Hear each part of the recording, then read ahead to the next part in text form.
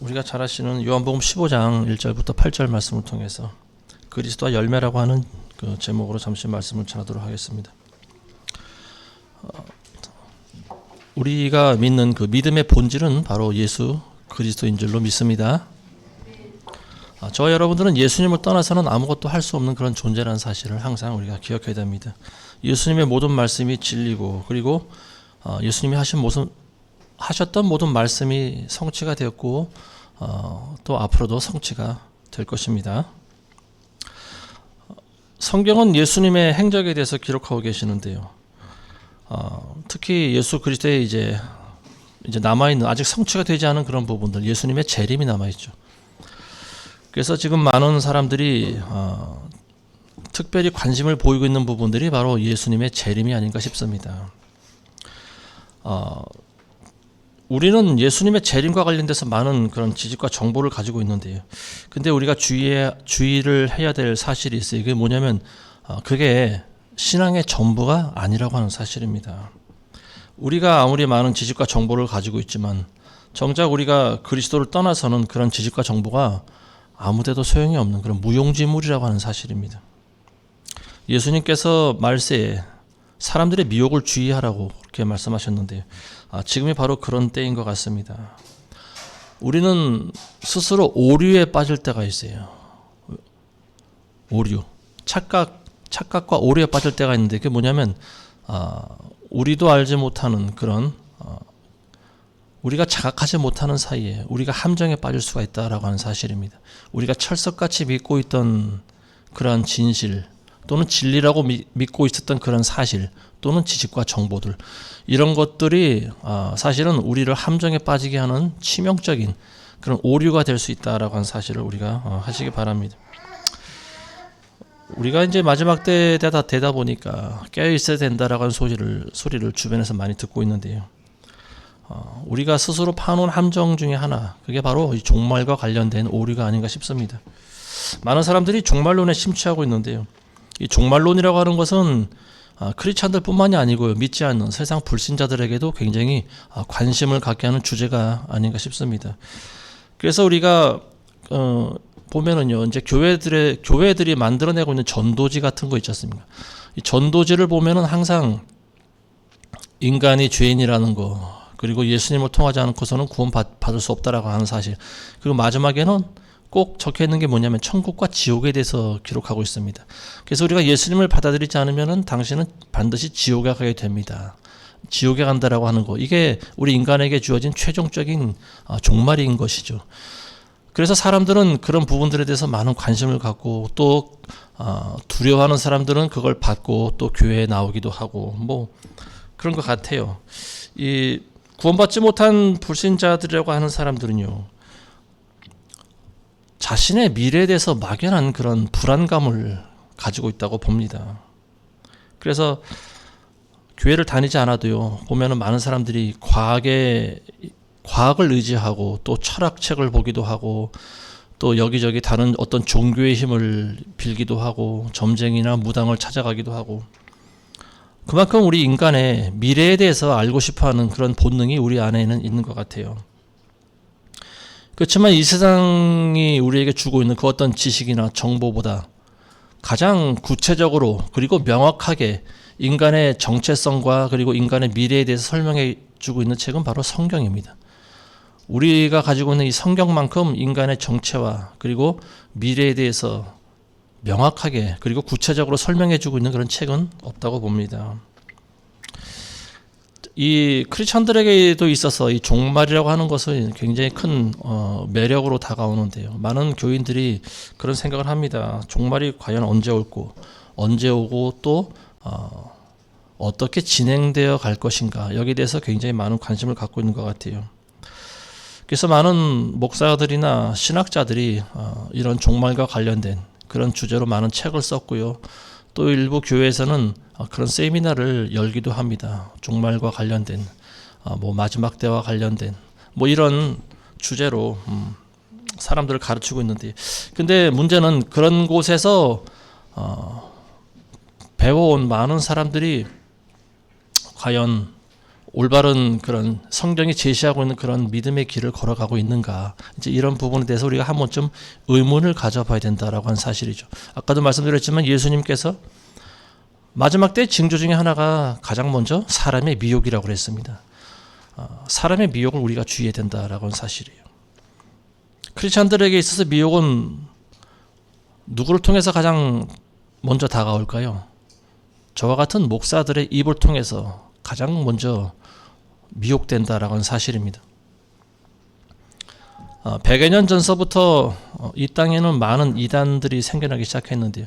19세기 들어서면서 여호와의 증인 또는 몰몬교 아니면 뭐 제7일 안식교, 기독교 이단들이죠.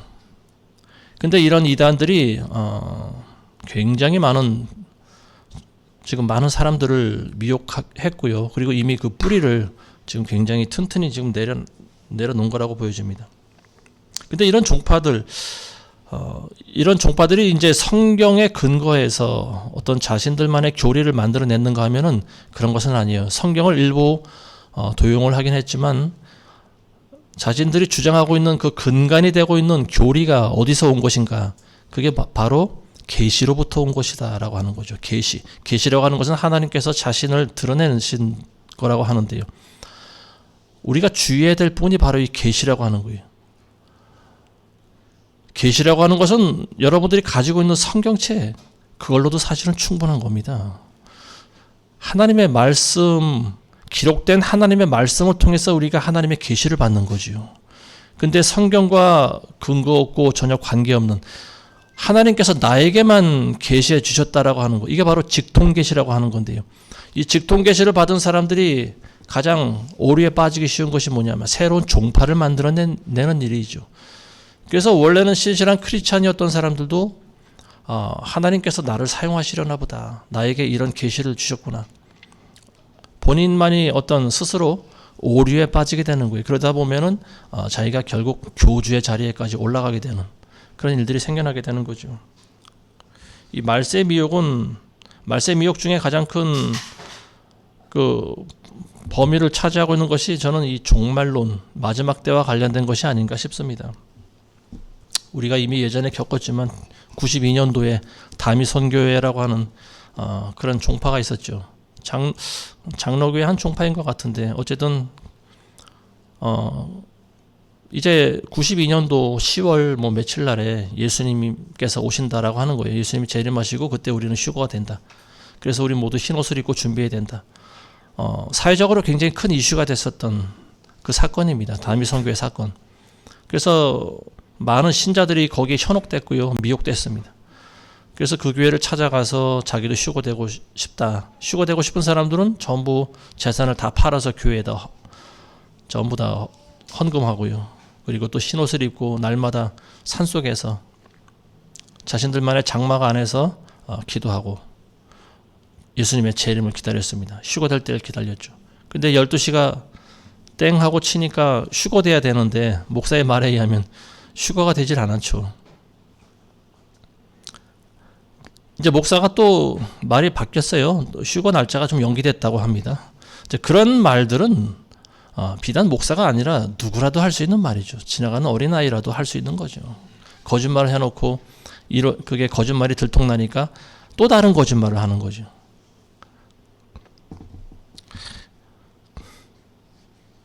이처럼 많은 사건들이 있었는데요. 이게 전부 다 보면 교회의 종말론과 관련된 일들이에요.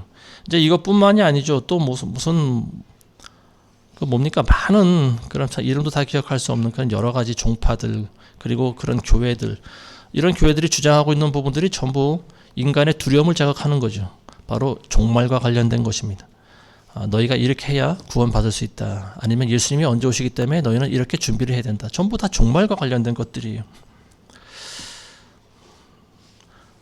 이런 것들의 이제 마지막 결론이 어떻게 났는가 하는 것은 이제 우리가 신문 지면을 통해서 잘 알 수 있는데 대부분의 경우는 비참하게 끝을 내립니다.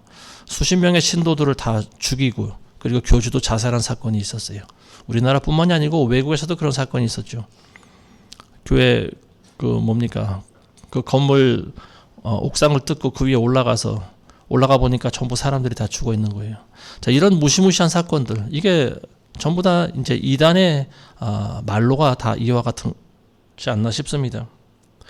자, 종말과 관련된 지식을 알고 있는 것은 매우 귀한 일이라고 봅니다. 그렇지만 사탄 마귀도요, 이것이 굉장히 중요하다라고 하는 사실을 알고 거기에 마구 이제 막 재를 뿌려버리는 거죠. 거기 흙탕물을 튀기고 오염시켜 버리는 거죠. 그래서 사람들이 진정한 종말을 소망하지 못하게 만들어 버립니다. 그래서 마귀가 사람들을 현혹할 때 이 종말과 관련된 주제로 많이 사람들을 미혹하고 있는 것 같아요. 많은 사람들이 이 시대에 혼동하고 있는 게 있어요. 이게 뭐냐면 믿음과 관련해서 내가 알고 있는, 자신만이 가지고 있는 그러한 지식이 나를 구원해 준다라고 하는 겁니다. 근데 성경 어디에도 내가 알고 있는 지식이 나를 구원한다라고 하는 말이 없어요. 이건 확실한 사탄 마귀의 미혹이라고 저는 봅니다. 성경 그 어디에도 내가 알고 있는 지식과 정보가 나를 구원해 준다라고 하는 말이 없습니다. 구원이라고 하는 것은 우리가 알고 있는 지식에 달려있는 것이 아니고 오직 예수 그리스도에 달려있는 것이에요. 이거는 철석같이 변함이 없는 그런 사실입니다. 아무리 신학 박사고 여러 개의 그런 박사학위를 가진 사람이라 할지라도요, 예수 그리스도와 개인적인 그런 관계가 형성되어 있지 않는 사람은 구원을 받지 못합니다.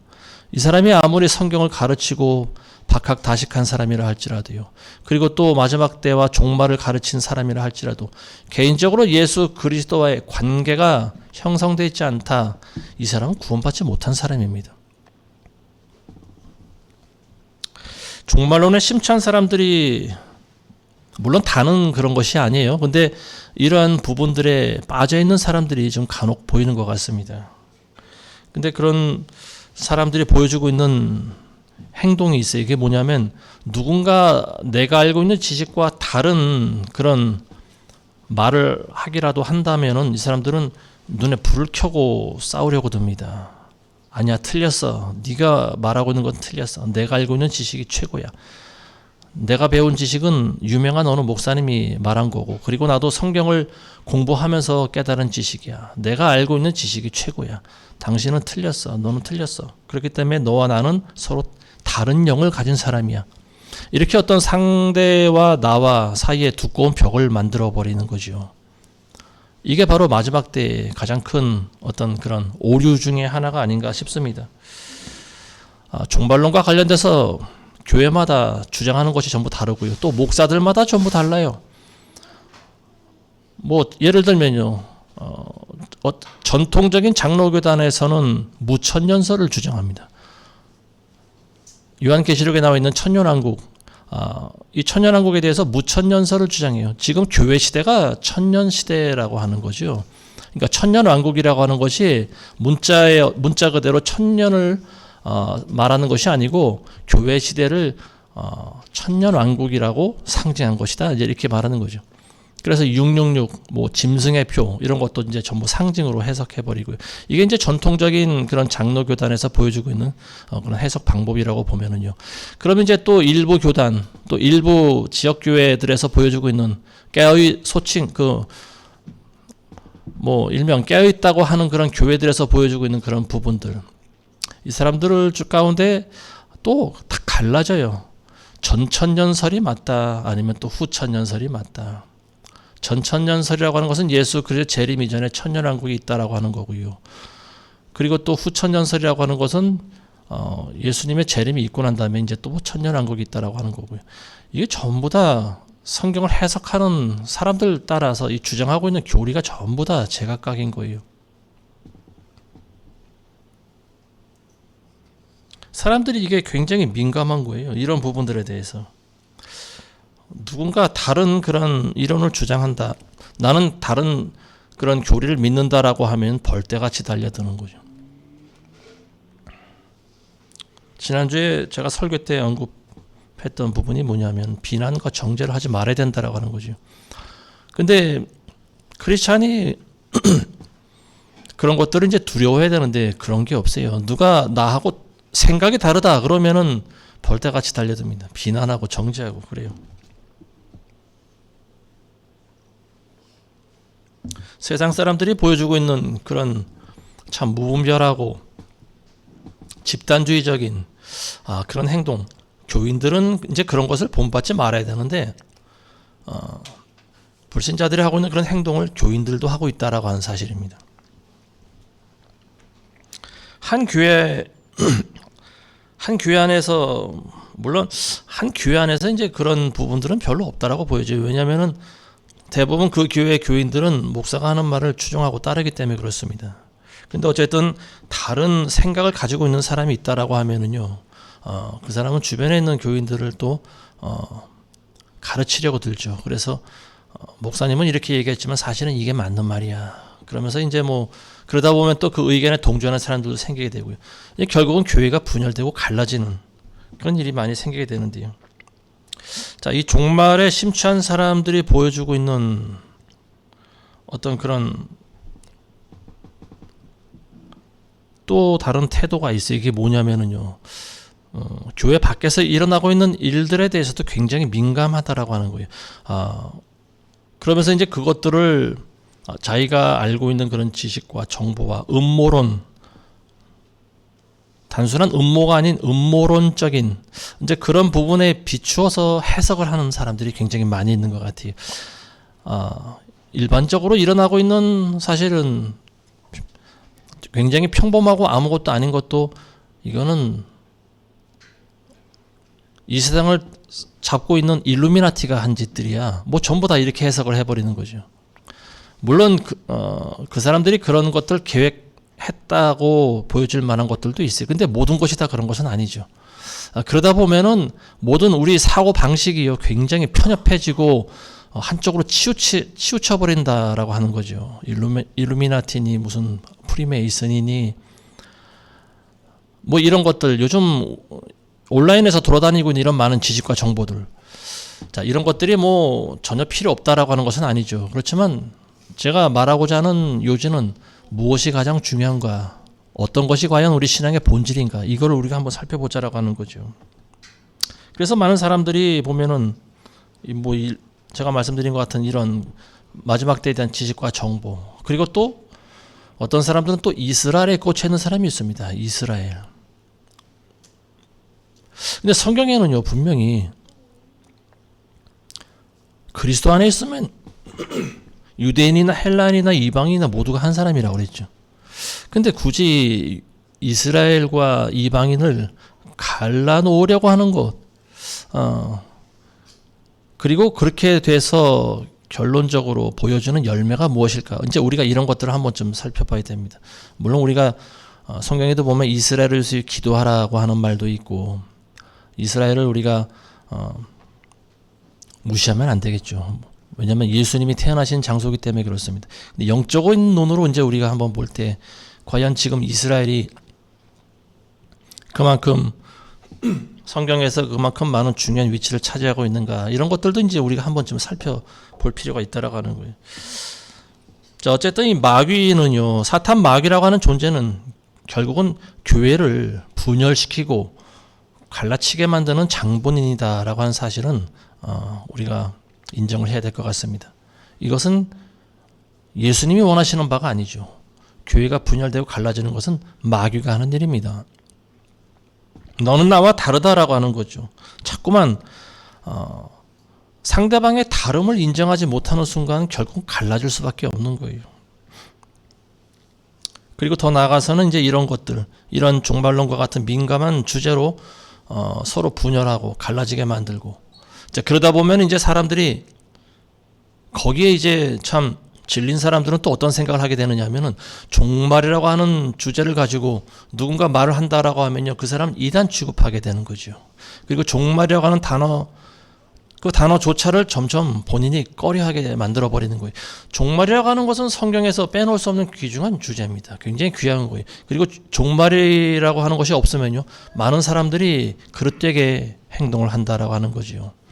그래서 이 종말이라고 하는 것은 성경에서 반드시 목사가 가르쳐야 되는 중요한 주제 중에 하나입니다. 근데 그걸 가지고 마귀가 지금 분탕질을 치고 있다라고 하는 거죠. 사람들을 미혹시키고 마치 그게 전부인 양. 종말이라고 하는 주제가 중요하긴 하지만 그게 전부는 아니죠. 가장 중요한 건 뭘까요? 예수 그리스도 안에 있느냐 하는 것입니다. 저와 여러분들이 과연 그리스도 안에 거하고 있는 것인가?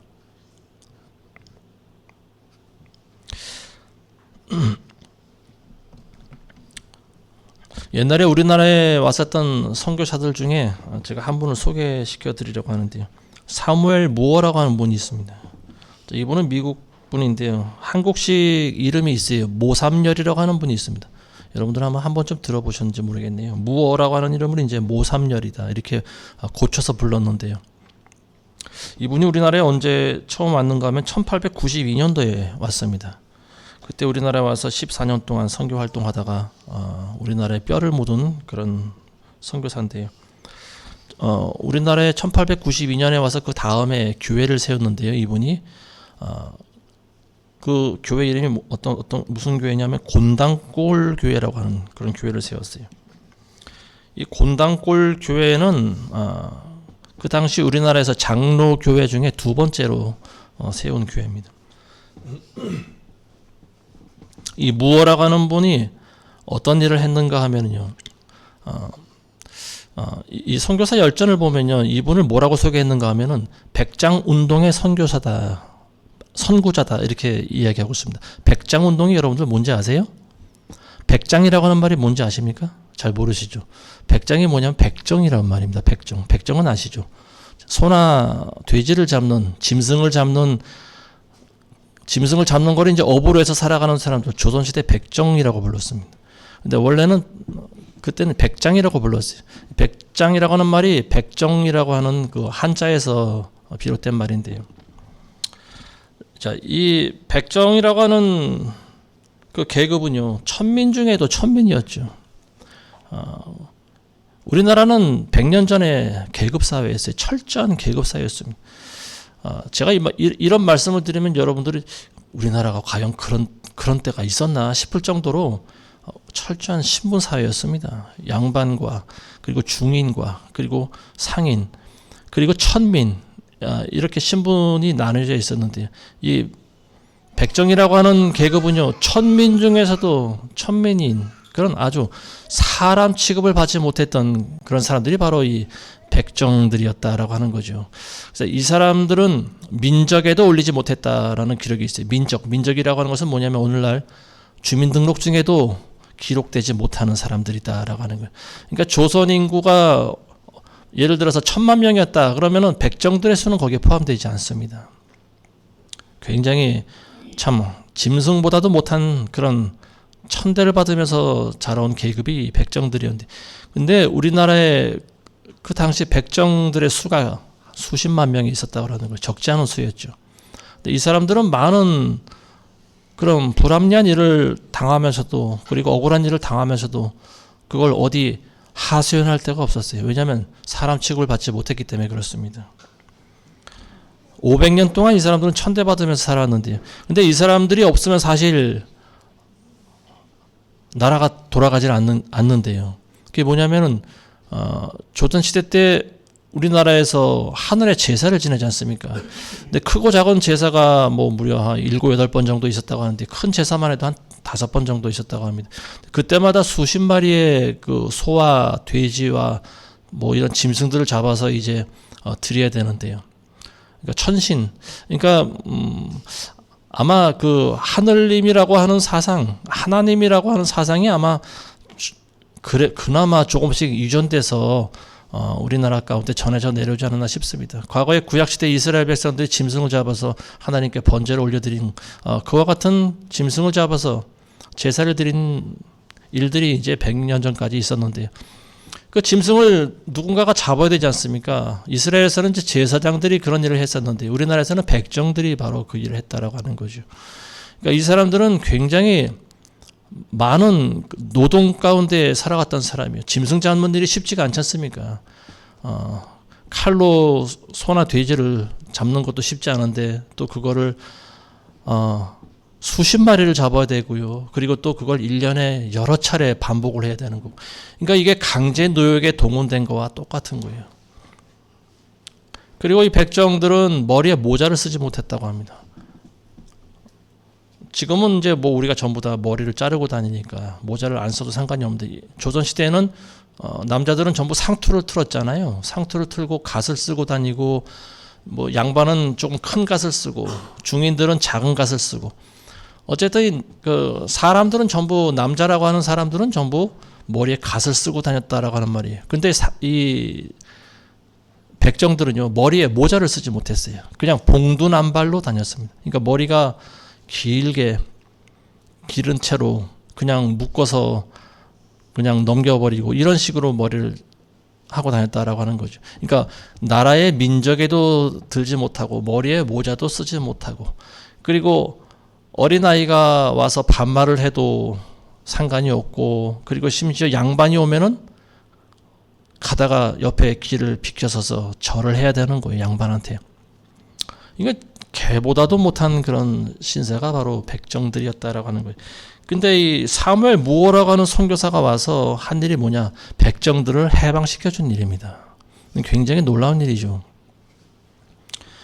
이 사무엘 선교사가 온 지 2년째인가 3년째쯤 됐을 때 박성춘이라고 하는 사람을 만납니다. 이 사람이 백정이에요. 근데 어떻게 알게 됐는가 하면 이 박성춘이 어느 날 장티푸스에 걸렸다고 합니다. 열병에 걸렸는데 다 죽어가고 있었어요. 근데 그 아들이 마침 그 동네에 세워진 교회를 다녔었던 모양입니다. 교회를 다녔는지 아니면 어떻게 몇 달이 건너서 선교사하고 끈이 닿았는지 모르겠어요. 근데 아들이 선교사 한 명을 데리고 왔는데 그 사람이 누구냐면 에비슨이라고 하는 의사였어요. 근데 이 사람은 고종 황제의 병을 고쳐주는 그 시의였습니다. 시의. 주치의죠. 주치의를 이제 그 당시에 시의라고 불렀는데요. 이 사람이 백정의 집에 들어온 거예요. 그래서 여러 날 왕진하면서 결국 이 박성춘이라고 하는 백정을 병을 고치었습니다. 근데 이 사람이 이제 일어나서 이 에비슨이라고 하는 선교사한테 이 박성춘이라고 하는 사람이 큰 절을 했습니다. 이게 너무 감격한 거예요. 평생을 사람답게 인간 대접을 한 번도 받아보지 못한 백정한테 와서 그것도 왕의 시의가 내 병을 고쳐주다니 이거는 뭐 상상도 할 수 없는 일이었어요. 그래서 큰 절을 합니다. 그리고 기독교인이 됩니다. 아마 그 에비슨이라는 사람이 전도를 했겠죠. 그래서 처음 나간 교회가 이 사무엘 무어라고 하는 사람이 세운 곤단골 교회에 등록을 하게 되는 거죠. 근데 그 교회가 이제 순식간에 부흥이 되어버립니다. 왜냐하면 이 박성춘이라는 사람이 자기가 알고 있는 그 백정들을 다 데리고 온 거예요. 전부 다 전도해가지고 데리고 왔어요. 그래서 교회가 순식간에 한 40-50명 정도로 부흥됐다고 합니다. 근데 문제가 하나 생겼어요. 그게 뭐냐면요.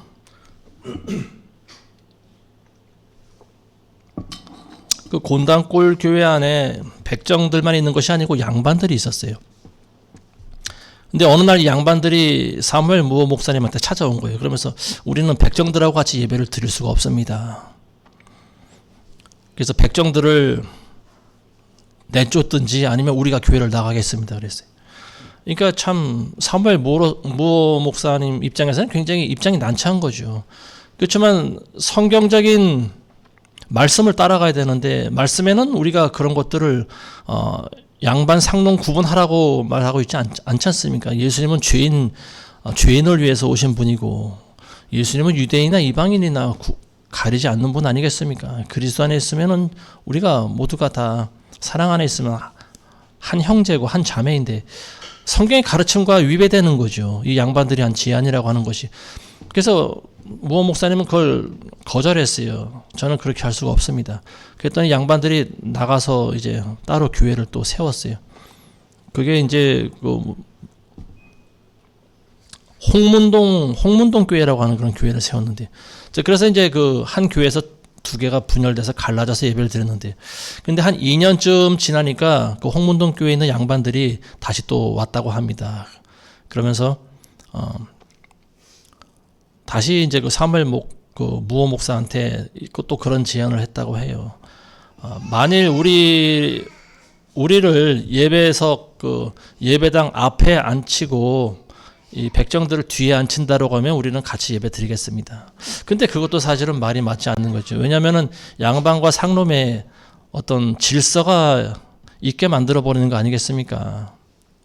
평생을 짐승 취급받으면서 살았던 이 백정들이 교회 와서 그나마 사람다운 대접을 받고 인정을 받는데 거기서도 이 양반과 상놈을 구분하면은 안 되잖아요. 그러니까 사무엘 목사님 그것도 거절했습니다. 그래서 어쨌든 그런 많은 풍파를 겪고 나서 교회가 갈라졌다가 또 합쳤다가 또 갈라졌다가 이거를 이제 반복을 했는데 결국은 이제 그 양반들이 전부 자기네들이 회개하고 다시 돌아왔다고 합니다. 그래서 이제 그런 양반 상놈 구분 없이 같이 예배를 드렸는데 그래서 그 교회가 그 이제 곤당골 교회가 나중에 갈라졌다가 다시 하나로 합치면서 이제 중앙교회라고 하는 이름으로 불렸고요. 그게 나중에 승동교회가 됐다라고 하는 거죠. 여러분들 인사동에 가시면 승동교회라고 큰 교회가 하나 있지 않습니까? 그 승동교회가 우리나라에서 장로교 중에 두 번째로 세워진 교회입니다. 그리고 이 사무엘 목사님이 백정들을 전도하면서 그 사람들을 주축으로 세워진 교회가 바로 이 승동교회예요.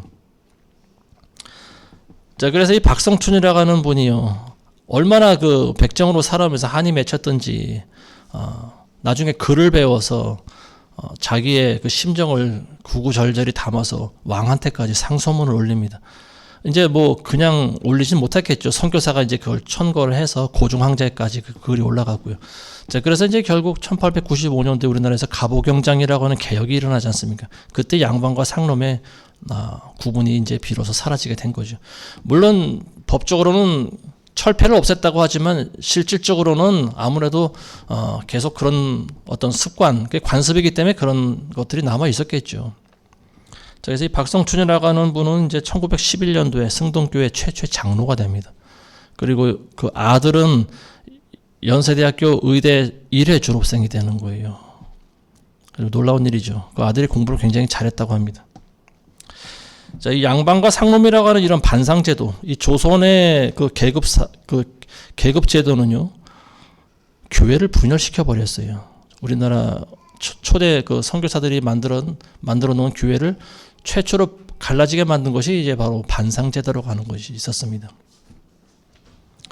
그 당시 신분제도가 얼마나 철저했는가 하면은요, 물론 이런 천민들은 뭐 말할 것도 없지만 양반 중에서도 특히 여인들의 그 지위라고 하는 것은 굉장히 보잘것없었다라고 하는 거죠. 그래서 여인들은 웬만한 집 여인들은 이름이 없었어요. 그냥 부르는 게 이름이었어요. 성이 있어도 이름이 없는 경우가 굉장히 많이 있습니다.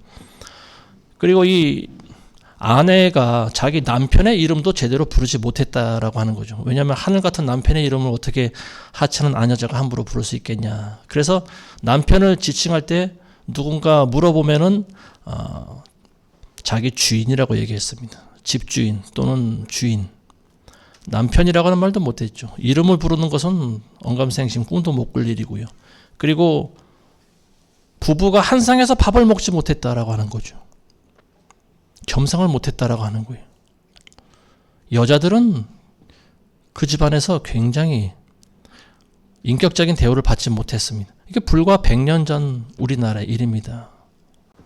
젊은이들은 아마 이런 말하면은 정말로 우리나라에 그런 일이 있었을까 생각할 거예요. 근데 그 어느 나라보다 이 신분제도가 철저했던 나라가 바로 우리나라였습니다. 옛말에 그런 글이 있죠. 왕후장상이 어디 씨가 따로 있는가. 사람은 다 같은 사람입니다. 전부 하나님 만드신 창조물이죠. 하나님께서 귀하게 창조하신, 그리고 가장 보배롭고 참 귀하게 만들어진 존재가 바로 우리 인간들 아닙니까? 근데 우리 인간들이 서로가 서로를, 나는 양반이고 너는 종놈이고, 나는 귀한 몸이고 너는 천한 몸이고, 인간들이 서로 그런 것들을 만들어낸 거예요. 그렇지만 원래 씨는 하나라고 하는 말입니다. 왕후장상의 씨가 전부 하나였다라고 하는 거죠. 구별이 있는 것이 아니에요. 성경에 보면 사도 바울이 그런 말 합니다. 로마서에 보면 유대인이나 이방인이나 모두가 다 죄 아래 있다고 했어요. 또 고린도후서에 보면 누구든지 그리스도 안에 있으면 새로운 피조물이라. 이전 것은 지났으니 보라 새 것이 되었도다. 유대인이나 이방인이나 이제 민족이 다른 거죠. 유대인 입장에서는 이방인들을 개처럼 취급했습니다. 과거에. 그래서 사도 바울은 그런 말을 한 거예요. 유대인이나 이방인이나 그리스도 안에 있으면 모두가 다 죄인이고 그리고 그리스도 안에 있으면 우리가 모두가 다 한 형제고 한 자매다라고 하는 말입니다. 근데 우리나라에서는 과거에 교회 안에서 어떤 일이 있었나요? 양반과 상놈이라고 하는 그런 신분 제도가 결국은 교회를 분열시키고 갈라 놓았다라고 하는 거예요. 민족이 다른 경우도 하나가 되는데요. 그리스도 안에서 같은 민족인데 서로가 서로를 계급을 지어서 구분하고 그리고 그런 것들 때문에 교회가 갈라지고 참 이것이 얼마나 합당치 않은 일인가 우리가 볼 수 있는데요. 그렇다면 유대인이나 이방인이나 민족적인 구별이 없고요. 또 같은 민족 안에서 양반과 상놈의 어떤 그런 계급도 없고 신분 질서도 없고 차이가 없다라고 하는 거죠. 예수 그리스도 안에서 모두가 다 하나가 된다라고 하는 말이에요. 그러면 지금 우리가 알고 있는 이런 마지막 때에 대한 정보와 지식, 내가 알고 있는 성경적인 지식, 이런 것들이 교회를 갈라놓는 것이 과연 합당한 일인가? 이제 우리가 거기에 대한 답을 스스로 해야 됩니다. 결코 그럴 수 없다라고 하는 거죠. 로마서에 보면은 그 무엇도, 그 어떤 존재도 그리스도 안에 있는 하나님의 사랑에서 우리를 떼어놓을 수 없다라고 나와 있습니다. 교회를 분열시키는 것이 물론 지역교회 같은 경우에 사람이 하는 일이기 때문에 어떤 갈등이 있을 수가 있고 어떤 교리 때문에 갈라질 수는 있다라고 보여집니다. 그렇지만 지역교회를 다 포함하고 있는 하나님의 교회는요, 절대 그런 것들 때문에 갈라질 수가 없습니다. 아멘이십니까? 그런 것들로 인해서 교회가 갈라지는 것이 아니고 교회가 정말로 분열되는 일은요, 갈라진다라고 하면은 한 영혼이 그리스도로부터 떨어나갈 때 그게 가능한 거예요. 근데 그렇지 않으면 우리는 모두 한 형제고 한 자매가 되는 것입니다. 말도 안 되는 그런 종말론에 대한 그런 지식과 정보, 떠돌아다니고 있는 검증되지 않은 음모론들, 이런 지식이 자기가 알고 있는 지식이 최고이고 전부인 양 믿고 떠들어대고 그걸 전파하는 사람들, 정작 중요한 것은 본인이 그리스도 안에 있는가, 그걸 먼저 확인을 해야 된다라고 하는 사실입니다. 종말에 대한 지식보다 더 중요한 지식은 뭐냐? 예수님에 대한 지식이에요. 물론 많은 사람들이 그걸 모를 리는 없겠죠. 예수님이 가장 중요하다라고 하는 거. 그렇지만 정작 본인이 개인적으로 예수님과 관계가 어떠한가, 여기에 대해서는 별로 관심이 없는 것 같습니다. 많은 사람들이 소홀하고 있다라고 하는 거예요. 오늘 말씀 보시면은요, 15장 4절에 보시면 내 안에 거하라고 그러죠. 5절에도 보면 내 안에, 그가 내 안에 내가 그 안에 거하면, 그리고 6절에도 내 안에 거하지 않는 사람은 가지처럼 버려져 말라버리느니라. 7절에도 너희가 내 안에 거하고 내 말들이 너희 안에 거하면, 자, 너희가 내 안에 거하라고 하는 말을 지금 계속 거듭 강조하고 있죠. 그리스도 안에 거해야 된다. 그리스도 안에 들어가 있어야 된다라고 하는 말이죠. 그리스도 안에서, 더 나아가서는 그리스도 안에서 살아야 된다라고 하는 말입니다. 거한다라고 하는 말은.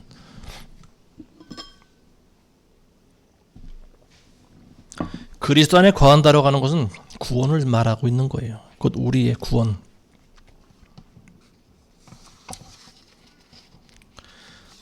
예수님께서는 왜 우리가 그리스도 안에 계속 거해야 된다, 왜 이렇게 계속 강조하셨을 거예요? 그래야 너희가 열매를 맺기 때문이다라고 하는 말입니다. 우리가 그리스도 안에 거하지 않으면 열매를 맺지 못한다라고 하는 거예요. 한 번 받은 구원이 영원하다라고 주장하는 사람은 열매가 구원과는 상관이 없다라고 말하는 그런 사람도 봤습니다. 구원은 그 즉시에 즉각적으로 이루어지는 일이고, 열매라고 하는 것은 상급과 관련 있는 것이 내 구원과 관련 있다, 구원과는 관련이 없다라고 말하고 있습니다. 자, 이렇게 말하는 그런 교회가 있다면 거긴 이단 사설을 전파하는 교회입니다. 열매는 우리의 구원과 밀접한 관련이 있는 거예요. 예수님께서 분명히 말씀하시지 않습니까? 열매 맺지 못하는 가지는 찍어서 불에 던지운다고 그랬어요. 구원받은 사람은 어떻게 불에 던지겠습니까? 예수님께서. 이건 구원받지 못한다라고 하는 말이에요. 불에 던지운다라고 하는 것은 지옥불에 던지운다라고 하는 말입니다. 분명히 예수님께서는 좋은 나무는 좋은 열매를 맺고 나쁜 나무는 나쁜 열매를 맺는다고 그랬어요. 좋은 열매를 맺지 않는 나무마다 찍혀서 불에 던지운다라고 나왔습니다. 이게 바로 구원에 대해서 말씀하고 있는 거예요. 그러니까 크리스찬들이 열매가 없으면 안 된다라고 하는 거죠. 자, 성경은 열매에 대해서 어떻게 이야기하고 있는가? 성령의 열매를 이야기하고 있습니다. 갈라디아서 5장에 나와 있는 것과 같이 성령의 열매는 사랑과 희락과 화평과 오래 참음과 자비와 양선과 충성과 온유와 절제이다. 자, 이런 것들이 뭘까요? 인간의 성품을 이야기하고 있지 않습니까? 9가지. 우리가 보여줄 수 있는 9가지 성품. 성령의 열매라고 하는 것은 지식이나 정보가 아니에요. 우리가 알고 있는 그런 성경적인 지식이 아니에요. 성령의 열매는 우리 영혼에 맺어지는 예수님의 품성입니다. 이게 바로 열매예요. 그래서 우리가 예수님 안에 있을 때 예수님을 닮아갈 수 있는 거예요. 예수님께서 우리 안에서 열매를 맺게 하시는 거죠. 이게 성령의 열매예요. 이게 그리스도인들이 보여줘야 될, 구원받은 사람이 보여줘야 될 증거입니다. 나는 구원받았다라고 하면서 사랑이 없고 사납고 무정하고 음란하고 도둑질하고 열매가 없는 거예요. 이 사람은 그리스도인이 아닐 수도 있습니다.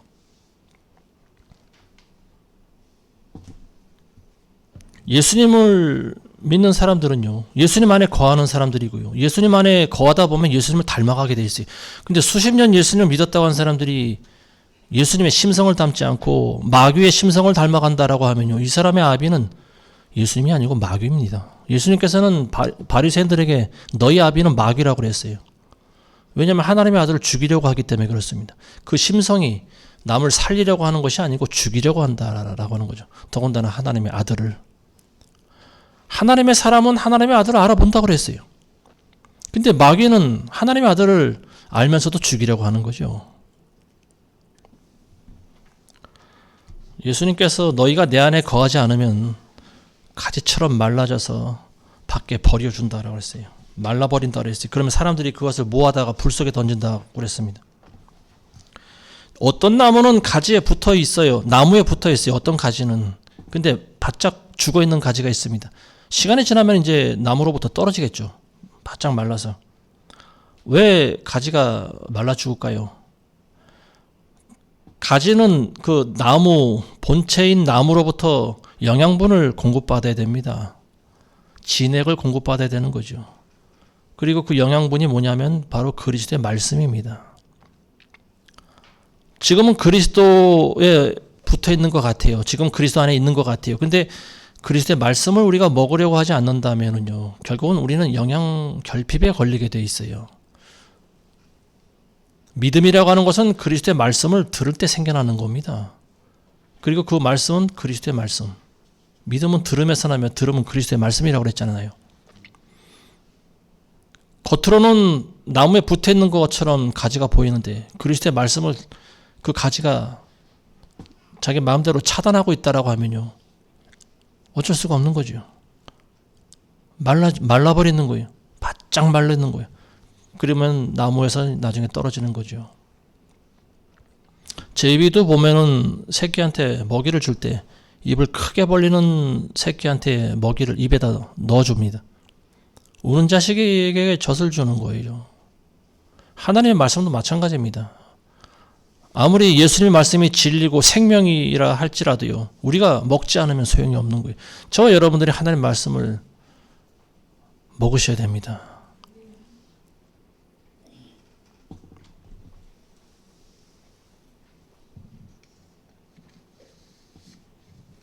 우리가 하나님의 교회로부터 떨어지는 유일한 이유가 하나가 있어요. 이게 뭐냐면 가지처럼 바짝 말라져 버리는 거예요.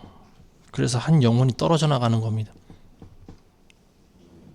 그 외에는 하나님의 교회는 갈라지질 않아요. 갈라져서도 안 되고요. 자, 그리스도 안에 거한다라고 했는데 어떻게 해야 우리가 거할 수 있을까요? 9절에 보시면 예수님께서 이렇게 계속 이런 말씀하십니다. 아버지가 나를 사랑한 것 같이 나도 너희를 사랑하였으니 너희는 내 사랑 안에 계속 거하라. 예수님 안에 거하는 것이 그리스도의 사랑 안에 거하는 거고요. 자, 그리스도의 사랑 안에 거하는 것이 뭘까요? 10절에 보시면요. 내가 나의 아버지 계명을 지켜 그분의 사랑 안에 거하는 것처럼 너희도 나의 계명들을 지키면 나의 사랑 안에 거하리라. 우리가 예수님 안에 어떻게 거해야 될까요? 답을 말해주고 있지 않습니까? 너희가 내 계명을 지키면 된다. 예수님의 계명은 어떤 걸까요?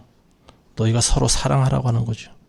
아무리 머리가 나쁜 사람도 이 한 가지 계명은 다 암기한다고 할 것이라고 보여집니다.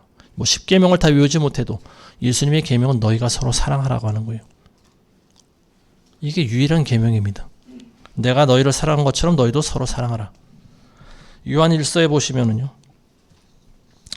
요한일서 3장 23절에 보면 그의 계명은 이것이니 우리가 그의 아들 예수 그리스도의 이름을 믿고 그가 우리에게 주신 계명대로 서로 사랑하라는 것이라. 사도 요한도 말하지 않습니까? 너희가 예수 그리스도의 이름을 믿고 그의 계명대로 서로 사랑하라. 그러면 너희가 구원을 받을 것이다 라고 하는 거죠. 기독교의 본질은 예수 그리스도입니다. 그리고 우리가 그분을 믿고 서로 사랑하는 거예요. 서로 싸우라고 하는 것이 아니에요. 서로 사랑하라. 이게 바로 기독교의 주요 교리예요. 요한일서 4장 18절에는 이런 말씀도 있죠. 사랑 안에는 두려움이 없나니 온전한 사랑은 두려움을 내쫓느니라. 이는 두려우면 고통이 있음이라. 두려워하는 자는 사랑 안에서 온전해지지 못하였느니라. 그리스도 안에 있는 것 같지만 두려워하는 사람들이 있습니다. 그런 사람들이 보여주고 있는 특징이 있어요. 그게 뭐냐면 종말과 마지막 때에 대한 지식과 정보를 쫓아다니는 사람입니다. 근데 그런 사람들을 보면 표정이 밝지를 못해요. 굉장히 어두워요. 그리고 내가 휴거되지 못하면 어떻게 할까? 늘 두렵고 걱정하고 있습니다. 그런 과거에 우리 교회에 그런 자매가 한 명 들어왔었는데요. 이 자매는 항상 표정이 어두워요. 그리고 그 자매가 가장 깊은 관심을 보여주고 있는 것이 뭐냐면 종말의 때입니다. 휴거의 때. 그리고 내가 휴거되지 못하면 어떻게 할까? 그 자매가 항상 보면은 성경책 사이에 어떤 뭐 갈피를 하나 가지고 다니는데 그 보니까 종말에 대한 도표더라고요. 도표. 그러니까 뭐 성경책에도 가끔 나와 있지 않습니까? 뭐 구약 시대와 또 신약 시대 그리고 뭐 신약의 이제 교회 시대 그리고 또 휴거 그리고 뭐 7년 환란의 때, 그 뭐 예수님의 지상재림, 그리고 천년왕국, 그리고 신천신지, 뭐 이런 식으로 도표 이런 걸 가지고 다니면서 공부를 하는 거예요. 그리고 계속 누구한테 물어봅니다. 자기보다 교회 오래 신앙생활하는 사람한테 이걸 계속 물어봐요. 그러면서 이건 어떻게 되고 저건 저렇게 되고. 제가 오늘 사무엘 무어 선교사님에 대한 이야기를 드린 이유는요. 믿음의 근간이 무엇인가 이걸 우리가 다시 한번 생각해 볼 필요가 있다라고 하는 거예요. 참 영적으로 무지했던 우리나라의 선교사들이 들어와서 이런 종말에 대한 복잡한 도표를 가지고 가면서 이건 이렇게 되고 저건 저렇게 되고 이걸 가르쳤을까요? 아마 그런 것들은 이 선교사들도 잘 몰랐을 것이라고 보여집니다. 그 선교사들이 와서 했던 일들은 뭐냐면 그리스도의 사랑을 전파하는 일이었어요. 그래서 학교를 짓고 교회를 세우고 백정들을 해방시켜주고 아픈 사람들을 고쳐주고 거지와 고아들과 이런 사람들을 교회에서 먹이고 입히고 재우고 이 모두가 다 그리스도의 사랑을 보여주는 일 아니었습니까? 사람들이 자발적으로 전도가 되는 거예요. 저는 어제 집사람과 그런 이야기를 나눴어요. 우리가 100년 전에 태어났으면 참 좋았겠다라고 하는 생각을 해봤습니다. 왜냐하면 그때는 교회 건물을 지어놓고 우리가 복음을 전하면 사람들이 십자가를 보고 몰려들지 않는가. 그런 사람들 가운데는 음모론자들도 없을 것이고 교회를 분열시키는 사람들도 없을 것이고 모두가 다 가난하고 순수한 마음을 가지고 와서 교회의 일원이 될 텐데 그런 사람들 앞에서 예수 그리스도의 복음을 전하는 것이 얼마나 기쁘고 즐거울까. 저희는 그런 생각을 해봤습니다. 왜냐하면 지금은 그때와 현실이 많이 다르기 때문에 그래요. 물론 지금도 교회 건물을 짓는데 혈안되어 있는 그런 목사님들도 많이 있는 것 같아요. 근데 우리는 한번 겪어봤지 않습니까? 이미 지금 그러한 때는 많이 지나간 것 같다고. 지금은 목회 방향이 좀 달라져야 될 때가 아닌가 싶습니다. 그래서 저희가 지금 선교에 많은 기도를 하고 있는 거예요. 선교를 놓고. 우리나라 사람들에게는 이제 더 이상 복음이 잘 들어가지 않는 것 같습니다. 물론 제 짧은 소견일 수도 있어요. 그렇지만 이미 우리나라 사람들은 배가 불러 있고요. 이미 기독교에 대한 많은 지식과 정보를 가지고 있습니다. 우리가 아무리 선한 마음을 가지고 복음을 전한다고 해도요. 이 사람들은 그걸 잘 받아들이지 않아요. 알고 있는 지식이 너무나 많기 때문에 그래요.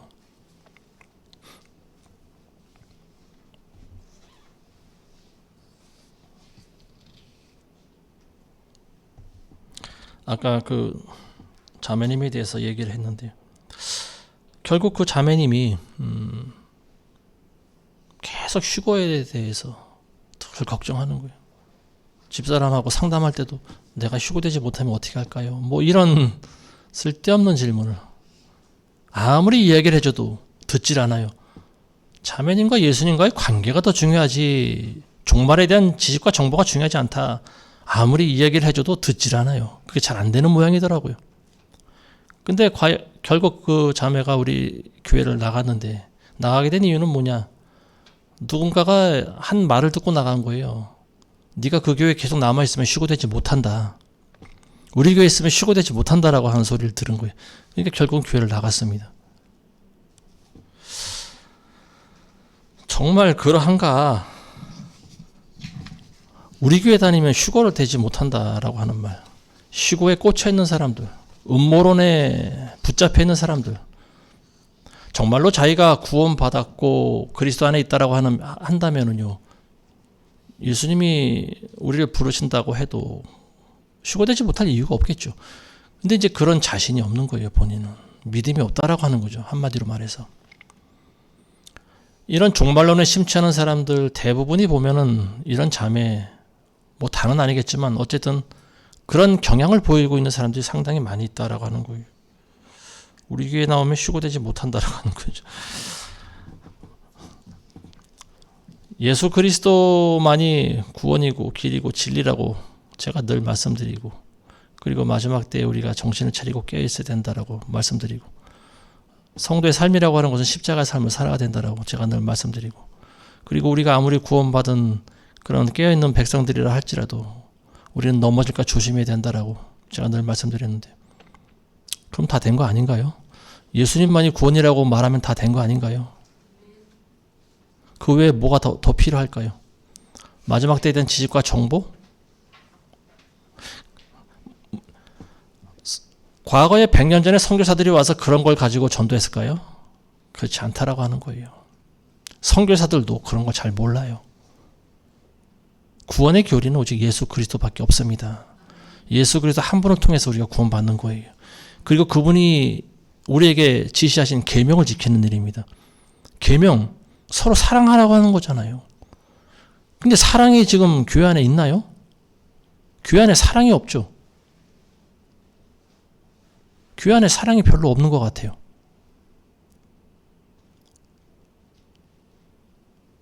예수님이 말씀하신 사랑, 친구를 위해 자기의 목숨을 내어주는 사랑이에요. 이거는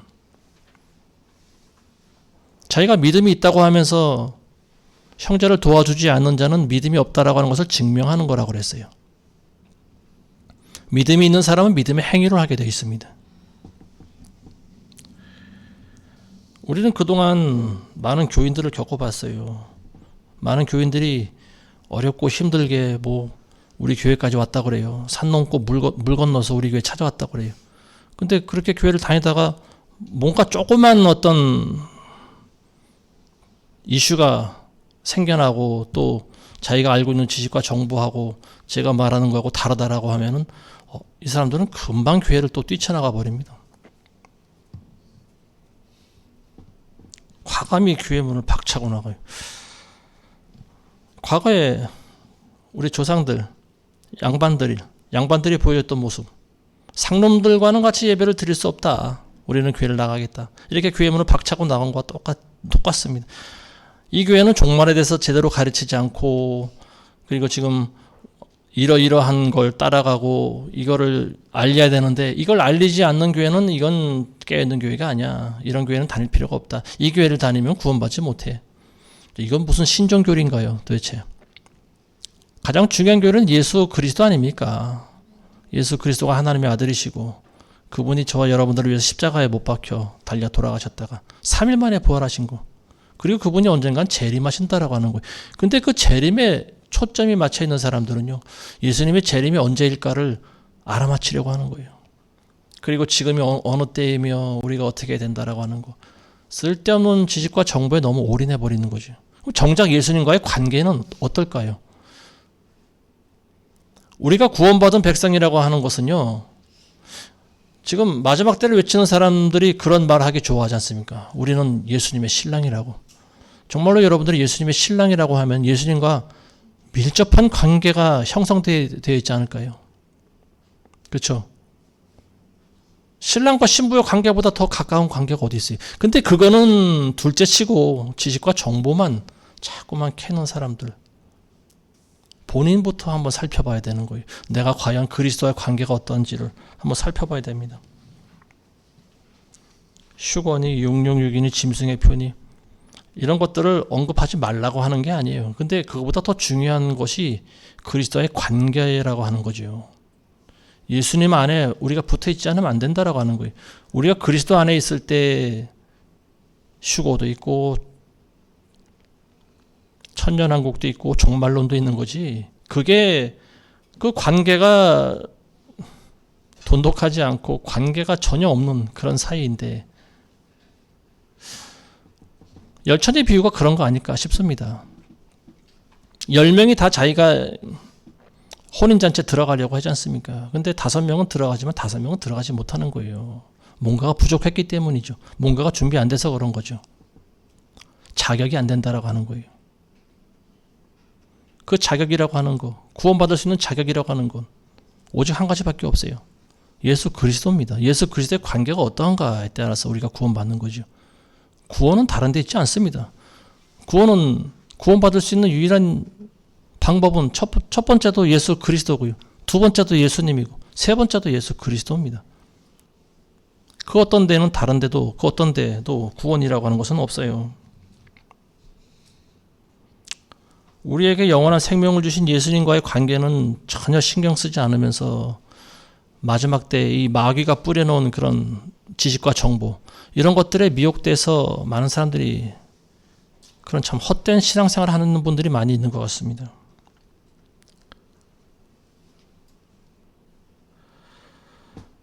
교파마다 주장하는 게 좀 다르죠. 보면 믿음과 행위에 대해서 오직 구원은 믿음으로 받는 거라고 하면서 행위를 강조하면 또 행위 구원론자라고 또 손가락질하고요. 아무리 믿음과 행위는 같은 거라고 설명을 해도 그 사람들은 그걸 굳이 갈라놓으려고 합니다. 그러니까 사람들의 속성 가운데는 항상 이렇게 분리하고 갈라놓으려고 하는 심성이 있는 것 같아요. 믿음과 행위는 같은 겁니다. 동전과 같은 거예요. 내가 믿음이 있다고 하면은요, 그게 행위로서 증명이 되는 겁니다.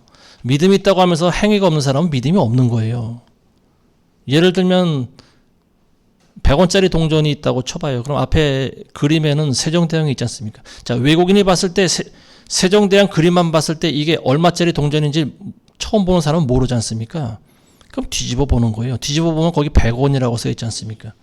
아, 세종대왕 그림이 그려지는 동전은 100원짜리구나. 비로소 정체를 아는 거죠.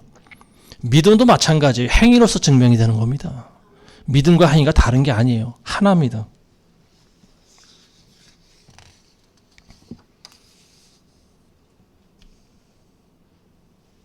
구원받은 사람은 그 어떤 지식이나 말보다도요, 예수님과의 관계를 중요시합니다.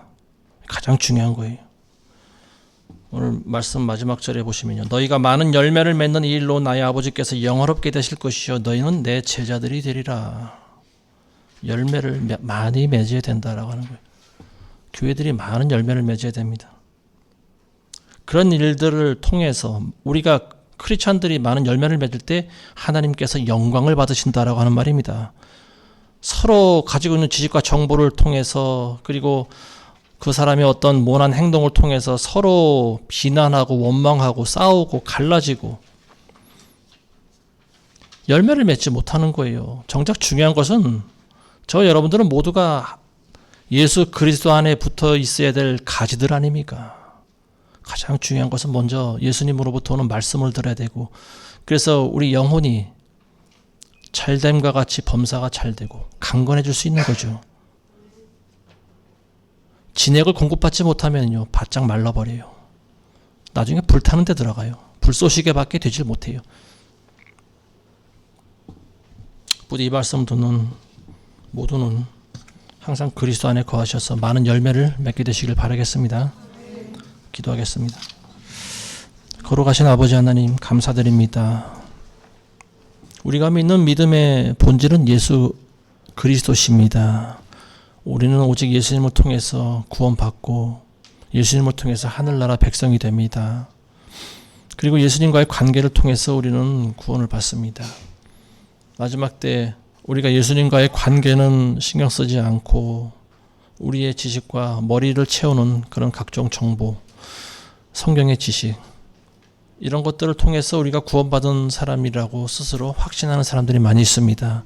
우리 모두는 이러한 스스로가 만들어 놓은 오류에서 벗어날 수 있게 하시고 오직 예수님과의 관계에 더욱 신경을 써서 장차 주님 오실 때 우리 모두가 다 주님과 함께 기뻐할 수 있는 그런 모두가 되게 도와주시옵소서. 예수님의 이름으로 기도합니다. 아멘.